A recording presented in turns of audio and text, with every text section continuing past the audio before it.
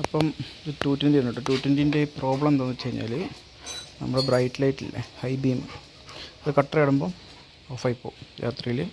പിന്നെ കട്ടർ ഇടുമ്പം ഓണാവും. അങ്ങനെ കുറച്ച് നേരം അങ്ങനെ കഴിയുമ്പം പിന്നെ മൊത്തത്തിൽ അങ്ങ് പോകും. പിന്നെ നമുക്ക് ഈ ലോ ബീം മാത്രമേ ഉണ്ടാവുള്ളൂ.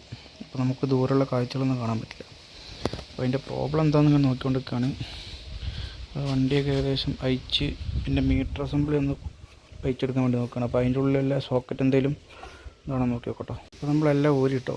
മീറ്റർ ഊരി നോക്കിയപ്പം നമ്മുടെ ഹൈ ബീമിൻ്റെ സോക്കറ്റ് കുറച്ച് ഇവിടെ ഉരുകിയിട്ടുണ്ട്. സോക്കറ്റ് ഞാൻ ഒന്ന് മാറ്റിയായിരുന്നു ഒന്ന് പോയിട്ട്, ഈ ടൈപ്പ് സോക്കറ്റ് ഇട്ടത്.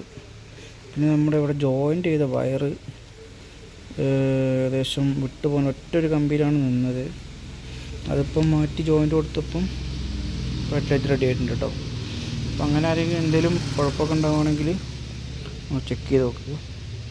സോക്കറ്റ് ഇങ്ങനെ ഉരുകിപ്പോകുന്ന 220ൻ്റെ കുറേ കംപ്ലൈൻ്റ് കേട്ടോ. ഇടയ്ക്കിടയ്ക്ക് സോക്കറ്റ് മാറ്റുന്നത് നല്ലതായിരിക്കും കേട്ടോ. അപ്പോൾ ഇപ്പം ഓക്കെ ആയിട്ടുണ്ട്.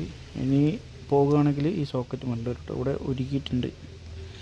ഇതിപ്പോൾ ജോയിൻ്റ് ചെയ്തിട്ട് കൊടുത്തിട്ടുണ്ട്. ഇത് ഈ വയറായിരുന്നു കേട്ടോ പോയത്. രണ്ടും ജോയിൻ്റ് റെഡി ആക്കിയിട്ടുണ്ട് അയച്ചിട്ട്.